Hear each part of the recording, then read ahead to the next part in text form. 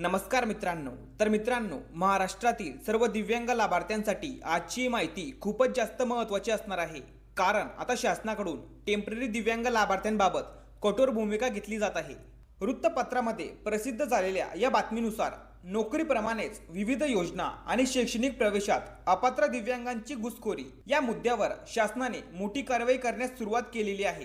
मित्रांनो, प्रशासनाचे असे म्हणणे आहे की काही लोक टेम्पररी दिव्यांग प्रमाणपत्राच्या आधारावर विविध योजना, आर्थिक लाभ, शिष्यवृत्ती आणि आरक्षणाचा फायदा घेत आहेत. यामुळे खऱ्या कायमस्वरूपी दिव्यांग लाभार्थ्यांवर अन्याय होत आहे आणि याच कारणामुळे आता शासनाकडून दिव्यांग लाभार्थ्यांची तपासणी अधिक कडक करण्याचा निर्णय घेण्यात आलेला आहे.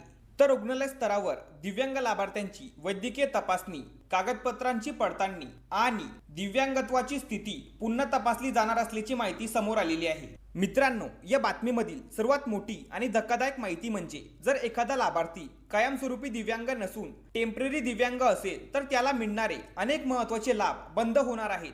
तर दिव्यांग लाभार्थ्यांना मिळणाऱ्या या सर्व योजना आणि सेवांचा लाभ आता टेम्पररी दिव्यांग लाभार्थ्यांना मिळणार नाहीये. म्हणजेच या सर्व योजना आणि सेवांचा लाभ कायमचा बंद केला जाणार आहे. यामध्ये संजय गांधी निराधार दिव्यांग योजनेचे मासिक मानधन, एसटी प्रवासातील मोफत किंवा सवलतीचा प्रवास, शैक्षणिक शुल्कामधील सवलती, घरकुल योजनेतील लाभ, व्यवसाय सुरू करण्यासाठी मिळणारे अनुदान, स्थानिक स्वराज्य संस्थांकडून मिळणारा 5% निधी, या सर्व योजनांचा आणि सवलतींचा लाभ टेम्पररी दिव्यांग लाभार्थ्यांना यापुढे मिळणार नाहीये.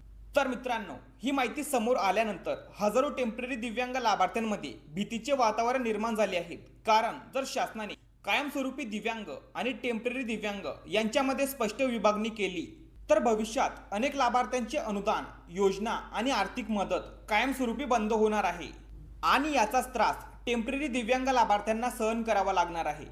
तर आता लाभार्थ्यांच्या मनात सध्या एकच प्रश्न निर्माण होत आहे, आमचं मासिक अनुदान बंद होणार का? दिव्यांग पेन्शन योजनेचे पैसे थांबणार का? टेम्पररी प्रमाणपत्रामुळे आम्हाला अपात्र ठरवले जाणार का? शिक्षण आणि प्रवासातील सवलती बंद होणार का?